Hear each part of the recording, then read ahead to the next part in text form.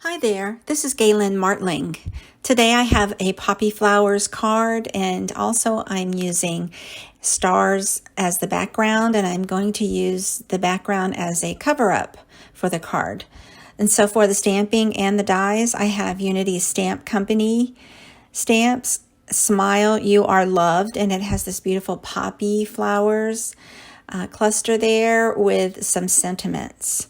I also have scallops and rectangles nesting dies and falling stars background die. Those are by Unity. And I am going to first cut out the star background there, and I'm going to also cut it out again using the rectangle nesting dies to make it a little smaller for my background. I wanted the stars there, but I want it to be a little bit smaller and to use the floral with it. So for the stamping, I'm using, for the sentiment, I'm using Extreme Black ink by My Favorite Things, and I stamped that right onto a piece of flag-shaped cardstock.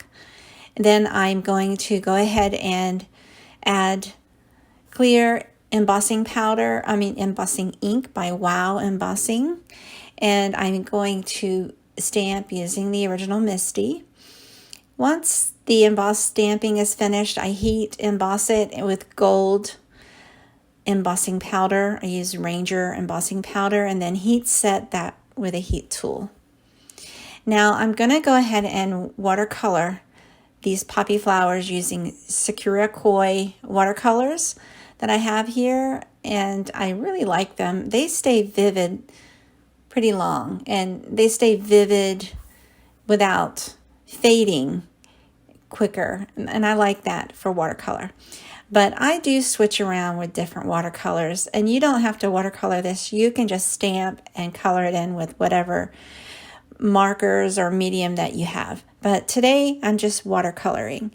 And so I go in and I made a red palette there.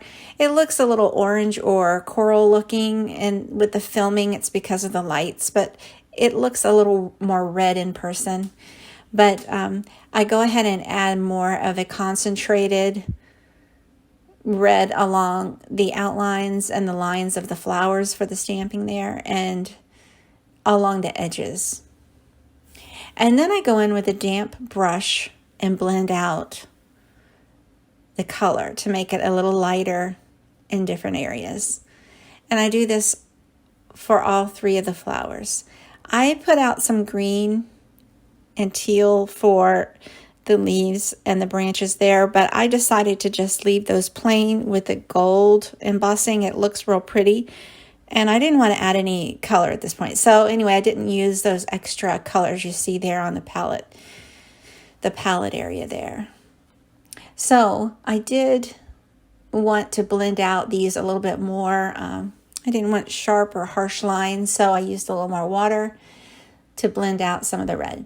Then I added some black in the middle there. There's not very much room to add color towards the middle, but I know poppies have, a lot of times they have the black in the middle, and I wanted to go ahead and have that effect, even if it's just a hint of color. Then I heat set everything, and so I get it ready to add splatters, and I did splatter some. The camera was not on, and I'll have to do it again another time for you to see how I did the whole splattering. But you just go ahead and I used Ranger Tim Holtz Distress Paint in white with a splatter brush to splatter some white on there. And the good thing about that paint is that it doesn't need to be diluted with any additional water. It's ready to go and splatter. And that's what I used. And so here are the pieces that I used to make the card.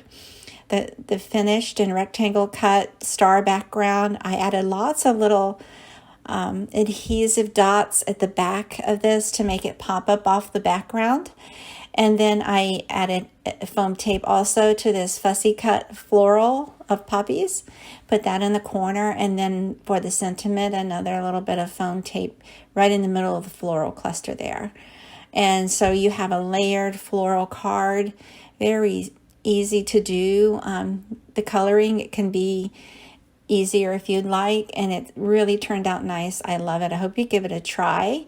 Thanks so much for watching. I hope you take a moment to like this video and share, and have a great day.